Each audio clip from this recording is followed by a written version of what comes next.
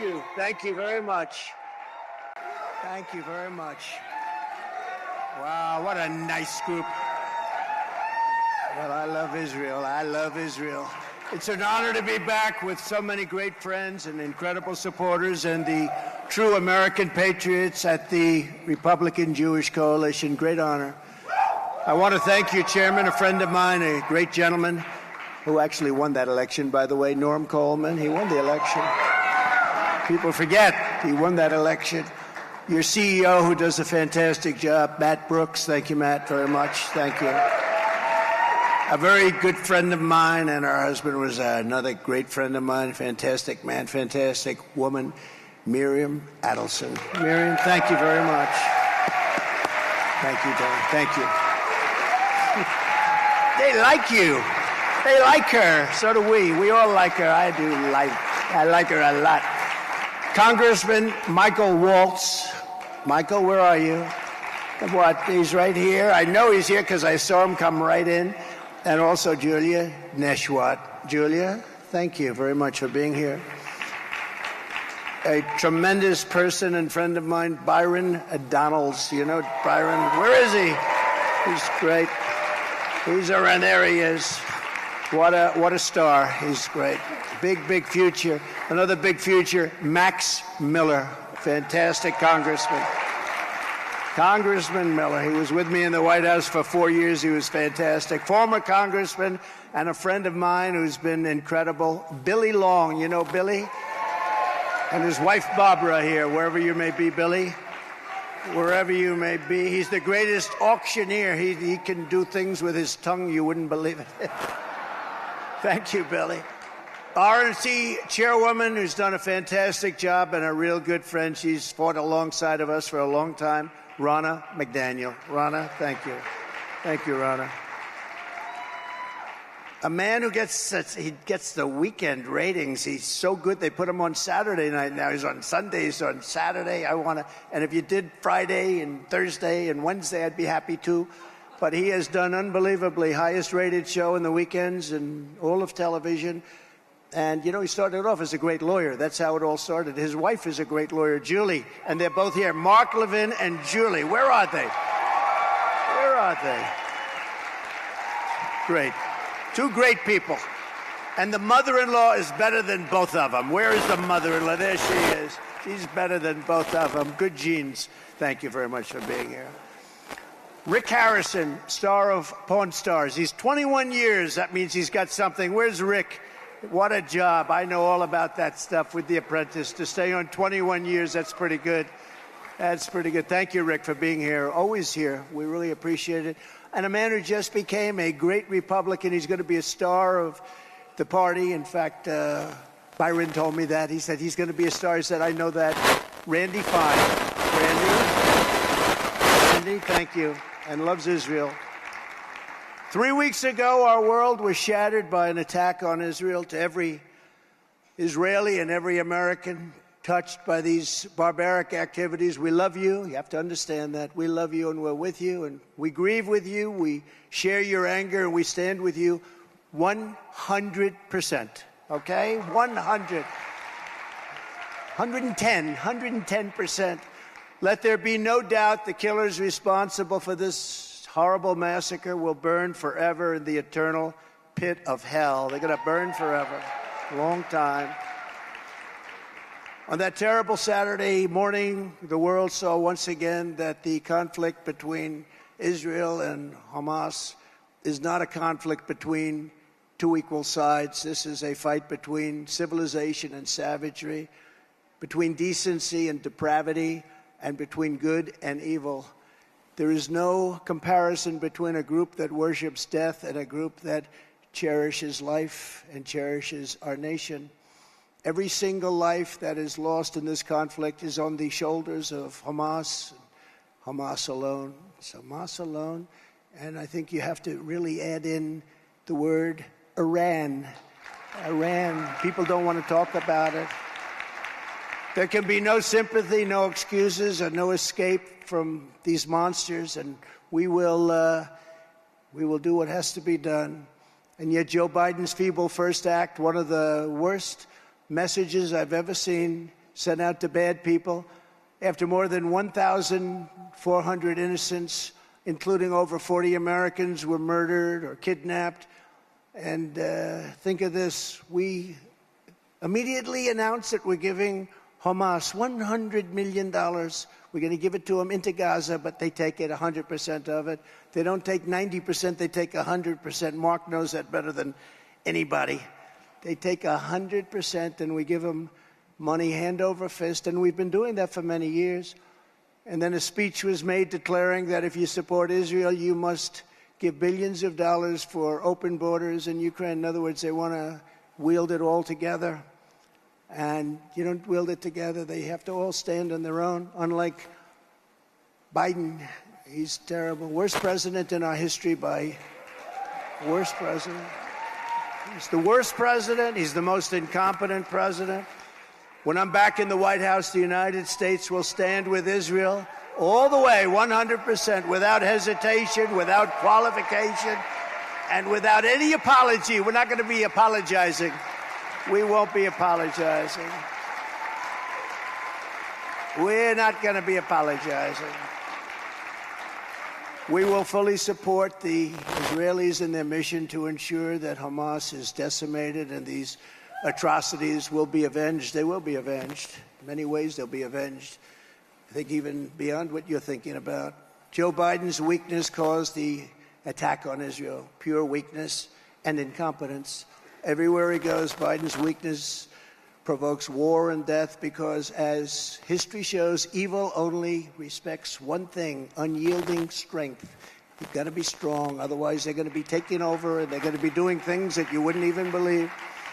When I'm back in the White House, America's enemies will now once again, and they're going to know it, that if you try to kill our citizens, we will kill you. We will kill you. I told them all that. We had no problem. You know, we had no problem. 3 years ago, we had no problem. For 4 years, nobody even... This is unthinkable. I mean, I just watch and see what's happening. It's unthinkable. This couldn't have happened. Mark, couldn't have happened. Although you maybe were more deeply involved than anybody, but I don't think you even believed a thing like this could have happened, Mark. If you spill a drop of American blood, we will spill a gallon of yours. We do not...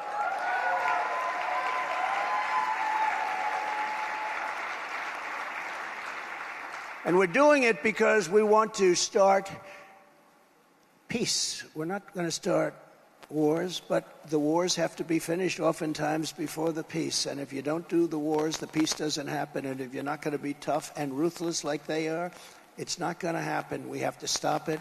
We have to end it once and for all.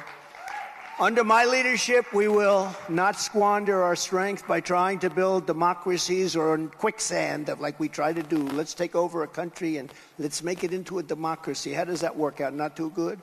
Or turn Baghdad into Palm Beach. Palm Beach.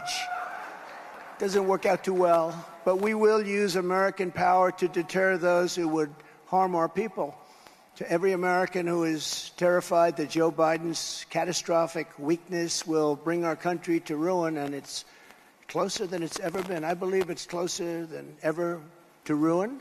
I believe it's closer than ever to World War III. And I will stop World War III. You will not have World War III. I can tell you that. And I make this promise to you as president, we will restore peace through strength on the earth, beyond on the earth. Viktor Orban said the other day, the only way that this world is going to be solved, he's a very strong man, as you know, from Hungary, and he's the boss, there's no doubt about it. He actually asked me for my endorsement, and I gave it to him. I said, what do you need it for? He says, because I like to win by a lot. And he did. But he said, they asked him a question at an interview, and they said, what would you recommend to Biden? And he said that I recommend that he resign immediately and put Trump in his place, because during Trump there were no problems. China respected us. Russia respected us. Everybody respected us. Under my presidency, our country was very, very feared and very, very respected. Feared is not a nice word, but we were feared. Greatest military in the world. You saw what we did.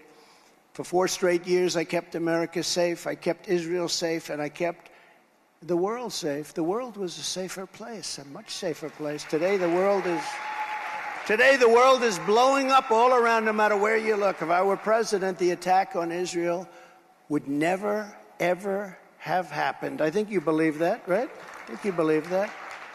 Ukraine would never have happened. Inflation would never have happened. The most embarrassing moment in our history, the inept withdrawal, the way they withdrew, not the fact that they were getting out. I had them all set to move. We were going to move out with dignity and strength, and we were going to take our equipment, and we were going to take our Americans with us, and we weren't going to have 13 people killed. Great soldiers, great, beautiful young soldiers. I got to know all of the parents.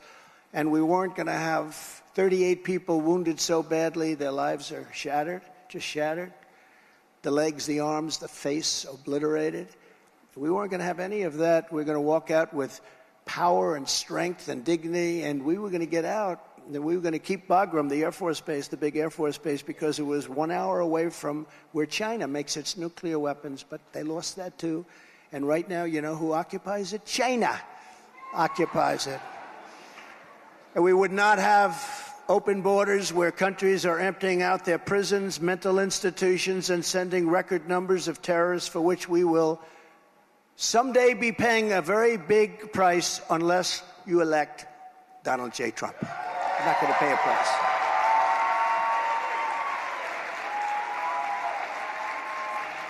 Before I came into office, the World Trade Center in New York City was obliterated. The Middle East was in flames. ISIS had a caliphate spanning 20,000 square miles. That's a big area.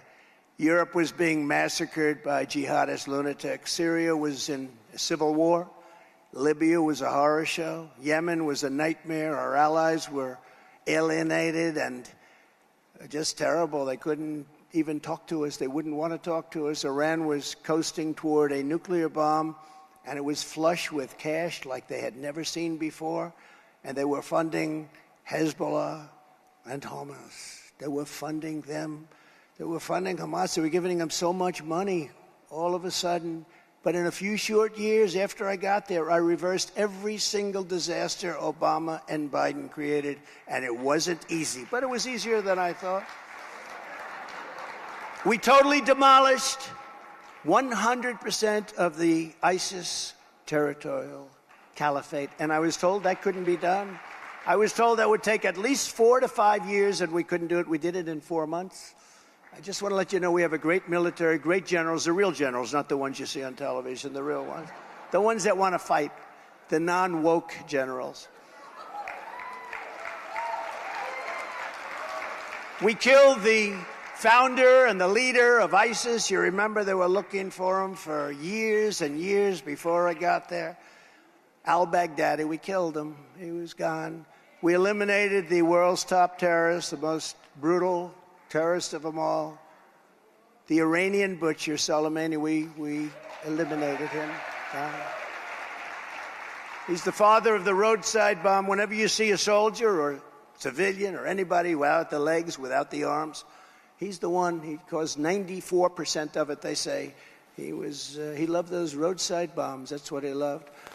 And he's not with us any longer. Just as I promised, I withdrew from the horrendous Iran nuclear deal. Unfortunately, they didn't do anything with it. They didn't do anything with it. It was supposed to be. I thought it was my greatest gift to Israel. The problem is this administration did absolutely nothing. They just let them go and they would have never, ever been even close. I mean, they are very close to having a nuclear weapon. Remember Kim Jong-un? We got along with him. Everything was good. If Hillary Clinton got in, you would have had a nuclear war. I got in, and everything was fine. Dealing with Iran is going to be a very big problem. And frankly, North Korea right now is a very big problem also. You see what's happening there. Not like in this group of people. I imposed crippling oil sanctions on Iran and crushed their resources to a level that nobody ever thought possible. And the funding from terror, they had 70 billion, think of this, in the bank.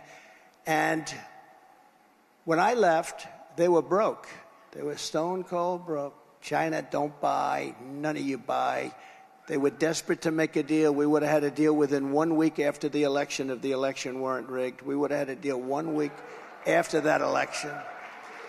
And we did that through strength, not through weakness. But Crooked Joe surrendered my tough sanctions almost immediately, and Iran now has much more than $100 billion to finance terror all over the world, including the United States and certainly including Israel.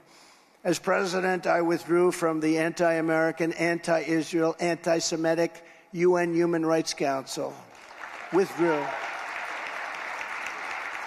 And while others talk about stopping funding for Hamas and the Palestinian Authority, I actually did it. I stopped. I said, wait a minute, you just said death to America, didn't you? You said death. Remember they came into Washington to meet me. They went back. I thought it was a nice meeting, to be honest. They were very nice. And then they went back. I said, they couldn't have. That's not the same group I left. They went back and they said, death to America, death to Israel. So I said, really? We stopped immediately funding the $700 million. That moment, I said, stop funding them.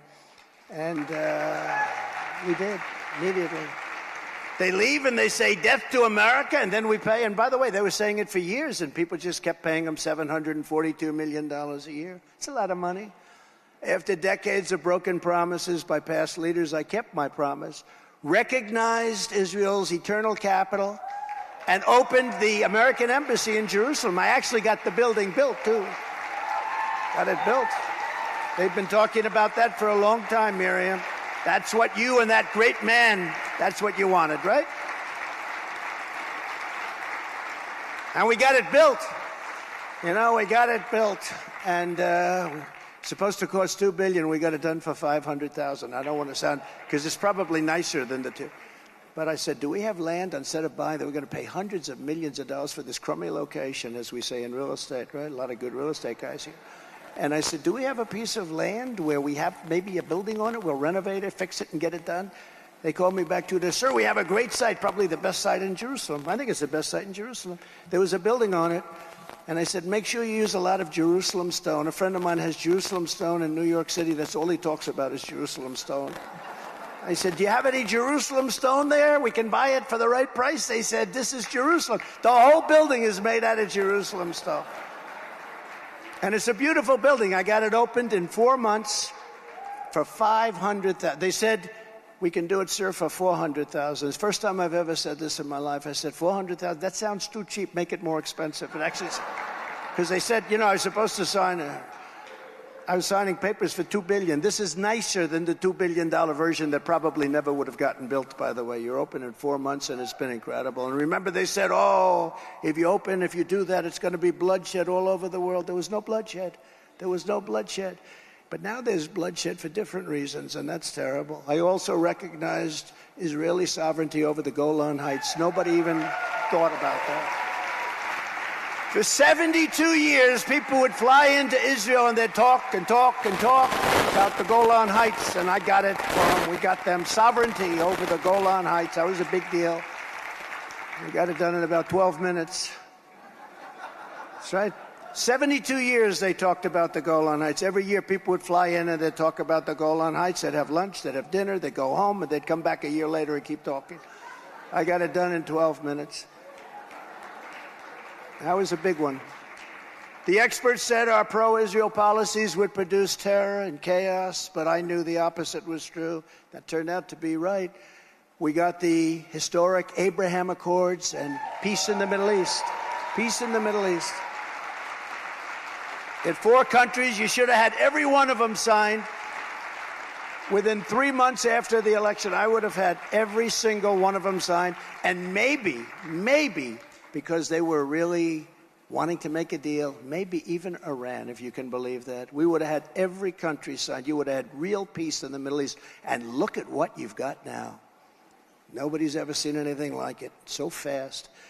I'm proud to be the best friend that Israel has ever had. Everybody says, are you, sir, the best friend that Israel's ever had? And with 4 more years, I will defend America, and I will defend Western civilization from the barbarians and savages and fascists that you see right now trying to do harm to our beautiful Israel.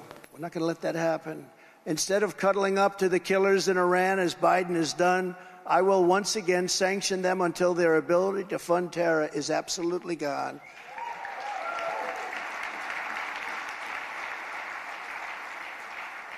and I will unleash the most powerful economic weapon there is on earth.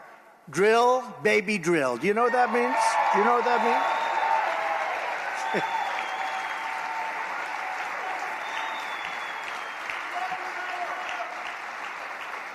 Sure. You know, we have more liquid gold under our feet than any other nation, more than Saudi Arabia, more than Russia, and we don't use it. We go to Venezuela to get their tar.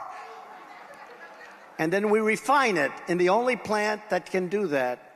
And you know where it is? It's in Houston, Texas, okay? So when they, don't be so happy. Take a look at what they're doing to your air, you know, if you're a big believer in that, which you should be. I will totally demolish the deep state, and instead of targeting Trump supporters, our government will get back to fighting the terrorists where they should be, because that's our big problem. Just days ago, Customs and Border Patrol, who are incredible people, by the way, distributed a memo warning that Hamas and Hezbollah fighters and jihadists are infiltrating across our wide open border. They're all over the place. Nobody's ever seen anything like this. They're all over the place. On day one, I will terminate every open border policy of the Biden administration. People are pouring into our country at levels never seen before for any country, not just here. Third world countries wouldn't let it happen. They'd fight them with sticks and stones if they had to. They're coming in by the millions and millions. I believe by the end of his term, you have more than 15 million people. That's bigger than New York State. And we have no idea who they are, where they come from. But we know they come from the prisons and the jails. We know they come from mental institutions and insane asylums. Sir, please don't say insane asylums. That's Silence of the Lamb stuff, right? That's Hannibal Lecter. Anybody ever hear of that nice gentleman? No, they're emptying out their insane asylums and their mental institutions into the United States, and they're just freely walking right across our border. What a problem it is. How could anybody want to do that? How could anybody want to do that? They can't be stupid, because you can't cheat that well in elections if you're stupid. But the only other alternative is they want to destroy our country. They want to destroy our country. Under Biden, we have not one but two immigration disasters. We have one on the border, and we have one in the Biden State Department, which is admitting colossal amounts of jihadists into our communities and campuses and our refugee programs. That's why you see all of these big demonstrations in New York, in Chicago. Nobody can believe what's taking place. They're letting them in at levels that nobody's ever seen before. We cannot allow that to happen, and we don't want to be like Europe with jihads on every corner. That's what happens. I mean, we're going to be like Europe. You take a look at London, you take a look at Paris, you take a look at what's going on over there. We want to be the United States of America, and we want to make our country great again. Right now, we don't have a great country. We have a laughingstock. As president, I will end once and for all the mass importation of anti-Semitism into the United States. And just as I did before, we will keep radical Islamic terrorists the hell out of our country. We're going to keep them out of our country. We were keeping them out. We were keeping them out. You remember the travel ban? On day one, I will restore our travel ban. We had a travel ban because we didn't want people coming into our country who really love the idea of blowing our country up. Let's blow up our streets and our shopping centers and our people. So I instituted what we call the Trump travel ban, and it was an amazing success. It was suspended immediately upon his coming into the country. And I never talked about this for 4 years. I never mentioned it. We didn't have one incident in 4 years because we kept bad people the hell out of our country. We kept them out. We didn't have not one instance. I didn't want to say it during the 4 years because I didn't want to walk out of the speech and have something happen, right? I'll also be implementing strong ideological screenings for all immigrants coming in. If you hate America, if you want to abolish Israel, if you sympathize with jihadists, then we don't want you in our country, and you're not going to be getting into our country. I will cancel the student visas of Hamas and sympathizers on college campuses. The college campuses are being taken over. And all of the resident aliens who joined in the pro-jihadist protest this month, nobody's ever seen anything like it. Come 2025, we will find you and we will deport you. We will deport you. That's caused by some very bad troublemakers, those events that you've been watching. In the past 3 weeks, crooked Joe Biden has turned a blind eye to the greatest outbreak of anti-Semitism in American history. You have the greatest. I call up friends of mine who happen to be Jewish. I say, are you watching what's going on? And they're actually frightened. These are some pretty strong people. They're tough people. They're frightened. Their kids are afraid to go to school. And they never had that before. But in our colleges, media, and even government, nobody's ever seen anything like Rashida Tlaib and Ilhan Omar, who openly campaign against Israel. Nobody's ever seen this before. When asked recently about rising anti-Semitic hate, Joe Biden's own press secretary had nothing to say about the rabid mobs in the street, and they're shouting, kill the Jews, and she had nothing to say. In fact, she stuck up for the other side. She started talking about the other side. You all saw it. Nobody could believe it. Then she came back later. She said, oh, I misunderstood the question. As president, I will absolutely protect our Jewish citizens from these maniacs, lunatics, radical left thugs. Threats or crimes of violence against Jews will be prosecuted to the fullest extent of the law. Right now, they go after Republicans, including me. They go after lots of people. They go after Catholics. I don't know what it is with the Catholics, but they're really after the Catholics, and they're after people wanting to make their school district better. This is a strange thing that's happening in our country. While in office, I took the strongest action of any president in history to combat the vile scourge of anti-Semitism. You know that. I signed a landmark executive order fighting anti-Semitic hate on college campuses and affirming that discrimination against Jewish students will be aggressively punished as a violation of civil rights. And that, we didn't have that, if you can believe it. When I get back into office, I will put every single university and college president on notice.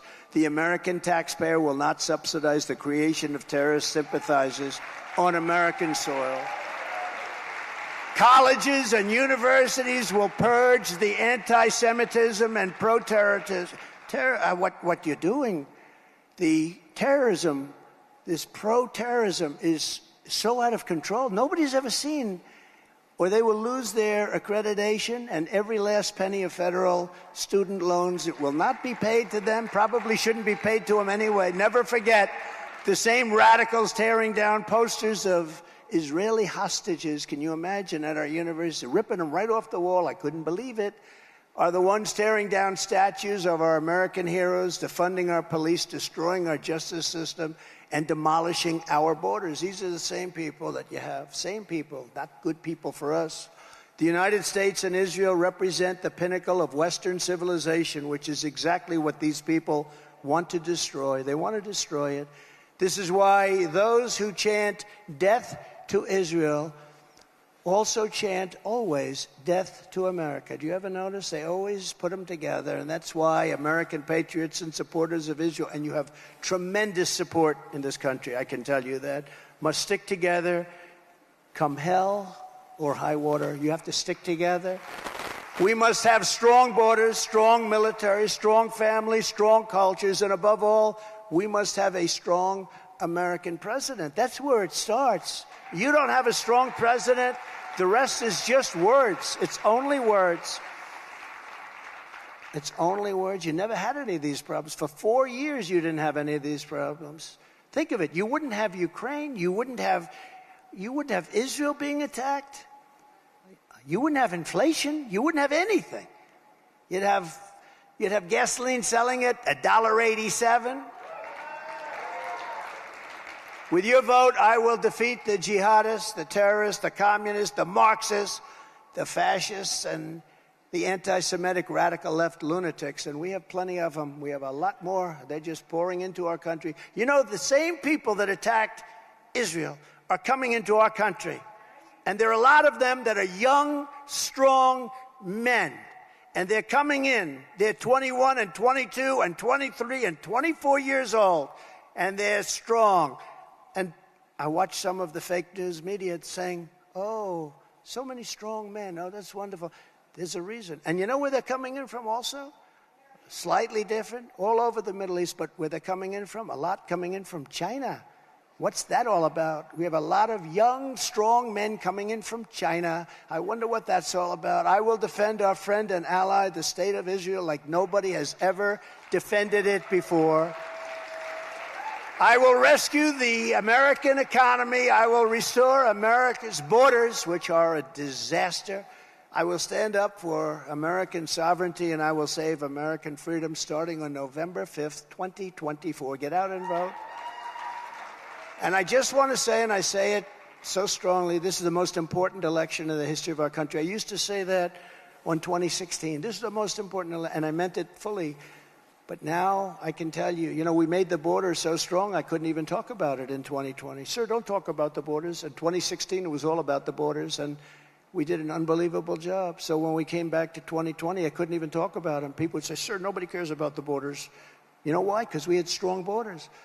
Now we have the weakest borders we've ever had. I'll do it again, and we'll do it fast, and we're going to make it strong. But what we have to do is we have to get out and vote. This is the most important election in the history of our country, because if we don't win this election, I really believe you're not going to have Israel anymore, and you're not going to have the United States of America anymore. Get out and vote. 2024 is the most important election in the history of our country.